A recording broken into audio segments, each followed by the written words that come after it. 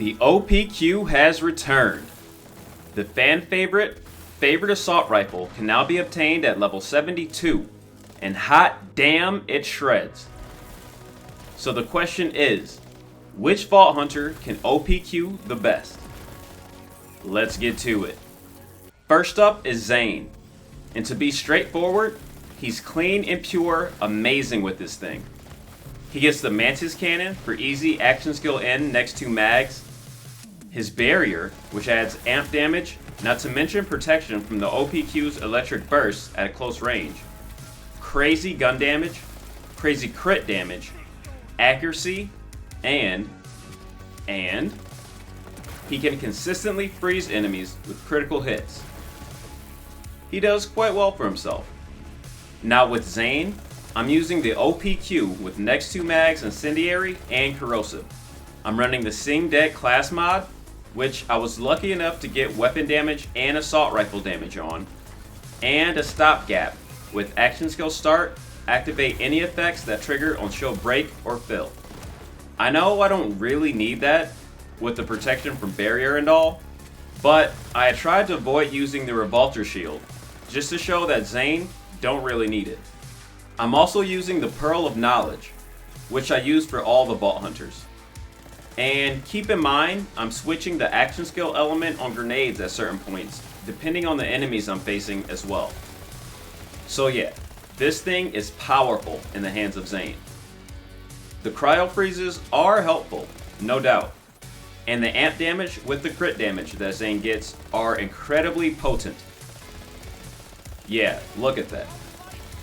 Look at that damage.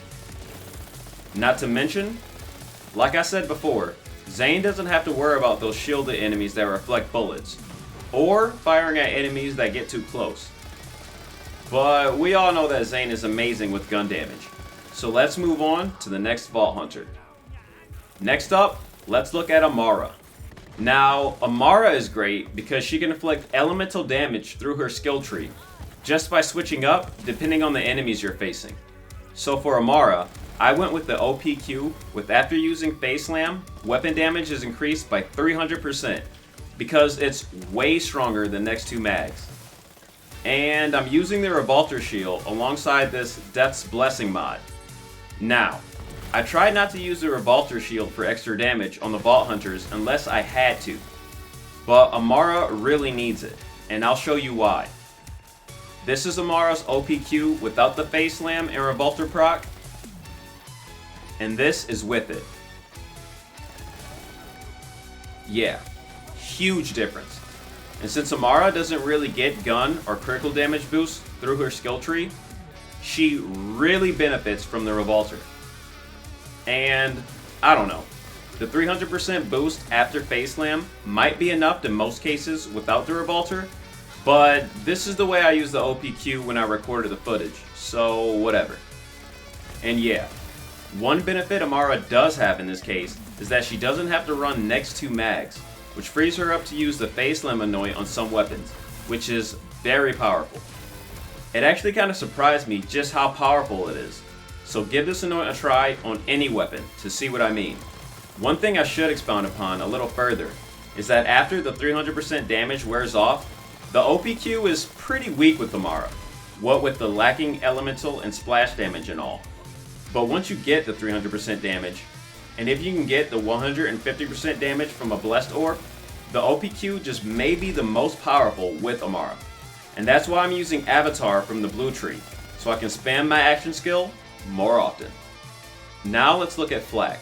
Like Zane, Flak gets good gun damage and crit damage from his skill tree, so I skipped using the Revolter with him. So yeah, I could have gotten a lot more damage with it, but I wanted to avoid it if I could. I'm using 3-shot fadeaway with unblinking eye and Megavore for crazy crit damage, which altogether works very well. And I tried running the Cosmic Stalker class mod, but after testing, I found the Bounty Hunter to be the better fit, at least for the Maliwan takedown. We all know that Flak is very squishy, which made those damn shielded enemies the most dangerous. You won't have to worry about those too much, but any enemy that gets too close can also be very dangerous. Luckily for Flak, he can escape danger with fadeaway, and his pet can aggro enemies with taunt.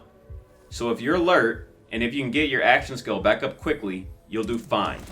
So yeah, when everything gets going properly, that crit damage is amazing. And yeah, I know the Revolter would massively improve the O.P.Q with Flak, but that thing is meta, and we all know it. So I wanted to show off the weapon without it. And now we have Moze. I tried so many different ways trying to get this thing to work efficiently. I tried URAD Minesweeper, URAD Green Monster, URAD Atom Bomb Deathless, next 2 mags with Desperate Measures and a Bloodletter for survivability. I eventually just settled with next 2 mags and a Green Monster class mod, and slapped on a Revolter Shield for more damage. Unfortunately, the O.P.Q misses out on the main way Moze deals her best damage. That would be her splash damage.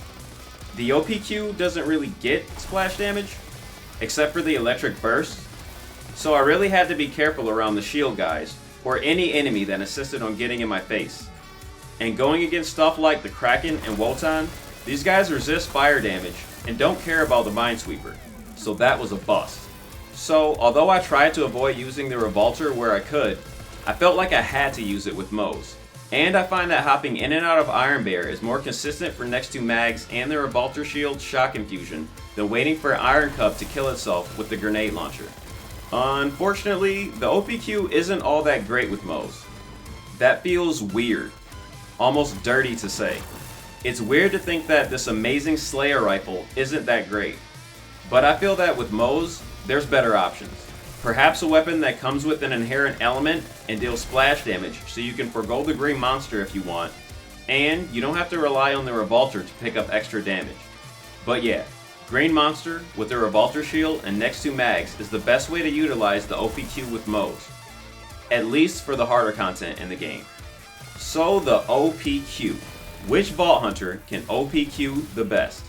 For Zane, I'd give him a 9 out of 10. For Amara, it gets tricky because with the Face Slam Anoint, especially if she gets a Death's Blessing Orb and she's got the Revolter going, it's a 10 out of 10. But without all that, or with just the Anoint, it's more like a 6 or 7 out of 10.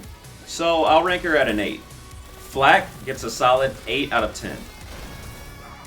And with Moze, since it requires so much upkeep and is so situational, she gets a 6 out of 10. And that's the video. Hope you all enjoyed it. I hope you will. And give the O.P.Q a try, which I know you will. To all the Borderlands 3 fans out there, good luck, Godspeed, and I wish everyone a good day.